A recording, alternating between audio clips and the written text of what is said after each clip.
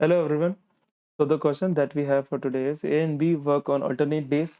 A working on the first day, B on second, then A on third, followed by B and so on.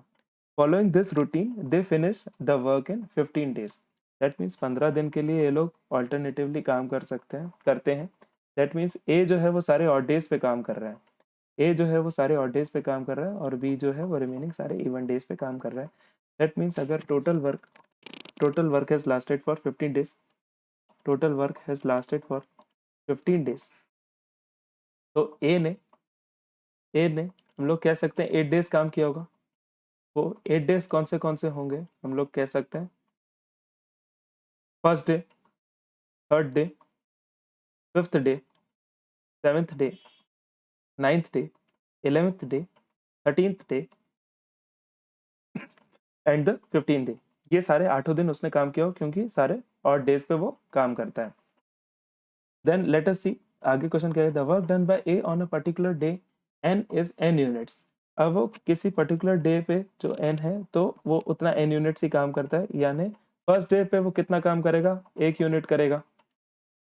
Third day पे that will be 3 units. उसका बता रहा है कि कितना ये काम करेगा. तो फिफ्थ डे पे that means he will be covering 5 units. Seventh day 7 units, ninth day 9 units, 11th day 11 units, 13th day 13 units. यानी ये हर रोज जो है वो अलग अलग काम करता है. यानी 8 डेज का इसका आप टोटल वर्क निकालेंगे. ए का आप इसको प्लस करेंगे, इस सब चीज़ों को प्लस करेंगे, यानी ए का टोटल वर्क आपका आ जाएगा जो इसने 8 डेज में किया 64 यूनिट्स आ जाएगा. यस, इन सबको प्लस करने पे आपका 64. लेकिन बी का ऐसा नहीं है. बी का क्या कहता है, B works at a constant rate. B जो है कांस्टेंट रेट पे ही काम करेगा. The ratio of the work done by A on the first day to that done by B on the second day is 2:5. तो ए का first days work जो है हम देखूं तो 1 यूनिट है. तो 1 यूनिट अपॉन बी का सेकंड डेज वर्क. तो B is second day's work जो है, इनका जो रेशियो है वो 2:5 है. दैट मीन्स आप 20 सेकेंड डेज वर्क बोलिए या किसी भी अन्य दिन पे कहिए क्योंकि उसने कांस्टेंट रेट पे ही काम किया. तो 20 one days work will be 1 into 5/2 which is 5/2 units. तो बी जो है वो एक दिन पे 5/2 यूनिट्स काम करता है. अब मुझे पता है कि टोटल वर्क इन्होंने 15 डेज में किया है, ए ने 8 डेज किया है. दैट इज बी ने 7 डेज किया होगा जो कि सारे आपके इवन डेज हो जाते हैं. दैट मीन्स 5/2 यूनिट्स को उसने चलाया है 7 डेज के लिए. That means he has completed total of 35/2 units. तो बात कर रहे हैं टोटल वर्क की इन टर्म्स ऑफ यूनिट्स की. तो टोटल वर्क जो है आपका हो जाएगा जितना ए ने किया दैट इज 64 प्लस जितना बी ने किया that is 35/2.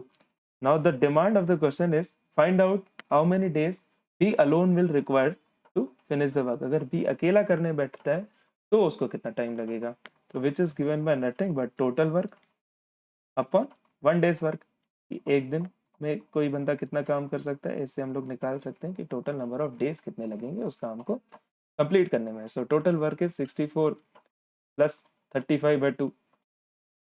1 days work is what I have calculated is sorry the 1 days work is 5/2. ये उसका 7 जो 35/2 था उसका 7 डेज वर्क था. 5/2 जो है वो उसका 1 डेज वर्क है. तो let us divided by 5/2. So you get 128 plus 35/2 into 2/5. 2 and 2 get cancelled. 128 plus 35 comes around 163/5. इसको आप रीअरेंज करके लिख सकते हैं. 32 टाइम्स 160 हो जाएगा 32 3/5 डेज. 32 3/5 डेज जो है उसको ओवरऑल लगेंगे अगर वो अकेला करता है तो. So let us look at the options. So yes, option B, we get 32 3/5, which is the right answer for this particular question.